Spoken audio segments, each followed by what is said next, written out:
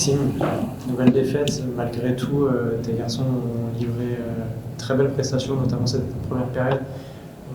Je l'ai glissé au interlocuteur d'avant, de dire que c'était pas forcément mérité de virer derrière. Est-ce que tu es d'accord? Oui, bon, c'est pas mérité par rapport à l'investissement des gars, en effet. Après, faut pas oublier qu'on joue Pau, qui est deuxième du championnat, qui est maintenant sur 9 victoires de suite. Voilà, c'est une équipe hyper en place. Faut pas oublier que nous, c'est notre troisième match en 7 jours. Que mardi soir, on a perdu Clément, on a perdu Tanguy. Donc, je pense que la deuxième mi-temps, on a beau vouloir essayer et continuer, la fraîcheur physique et la fraîcheur mentale aussi, forcément, ça pêche. Ce qui est humain, c'est normal.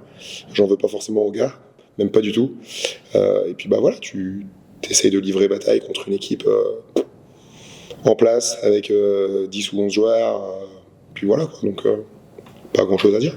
Il y en a les interlocuteurs ont lancé plusieurs pistes. Toi, tu parles de fraîcheur.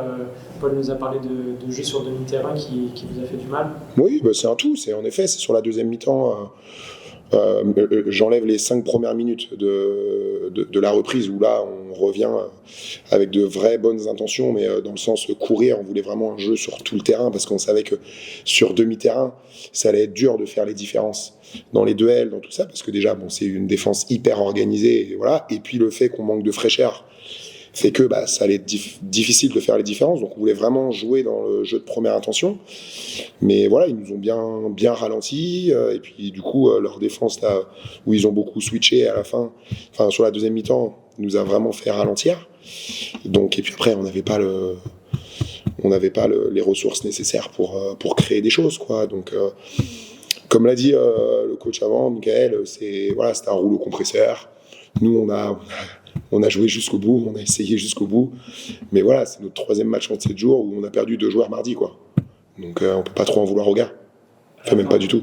À la fin, 30 points d'écart pour les écarts de la saison, c'est anecdotique finalement, ou c'est juste révélateur d'une équipe qui était 2-3 crans au-dessus de ce soir? Bon, c'est dommage de finir à 30 parce que ça aurait été bien de finir à 20. Maintenant, ça c'est vous qui relevez le 30. Moi j'essaie de prendre un peu plus de hauteur que ça, heureusement d'ailleurs. Non, c'est juste dommage de finir à 30, mais bon.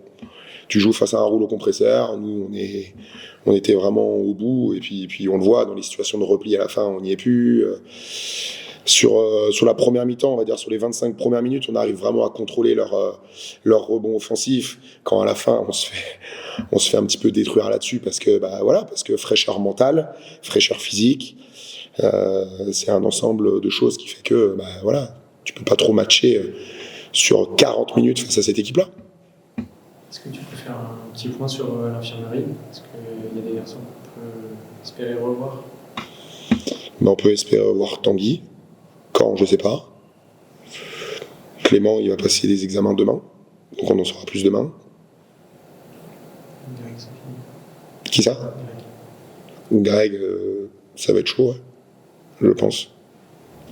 Voilà. Fait le tour. Un mot, juste peut-être rapidement sur les 80 ans, peut-être. 90, 90, pardon. Tu m'as mis le doute. Les 90 ans, il y avait pas mal d'anciens qui étaient là.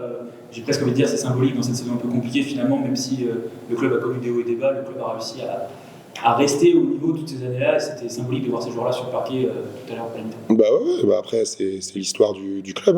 Même moi, avant de venir, je savais qu'il y avait une forte histoire ici. Et on le voit d'ailleurs, on est dernier, on a gagné que 2 matchs, mais il y a encore du monde dans la salle. La salle n'est pas vide, donc il y a encore du monde. Donc ça montre qu'il y a une histoire ici, et c'est très bien l'événement qui a été fait. Les joueurs, dès le début, ont voulu faire honneur à cet événement-là. On a senti les intentions dès le départ. Pourtant, c'est compliqué pour eux, mais on a voulu faire honneur à cet événement-là parce qu'on respecte vraiment sincèrement le maillot et le club. Donc dans ce sens-là, je le disais je crois la semaine dernière, on ne lâchera pas, même si c'est très difficile pour les joueurs. C'est pas évident non plus pour le staff, mais on va continuer jusqu'au bout pour représenter au mieux l'équipe de Challans en Pro B.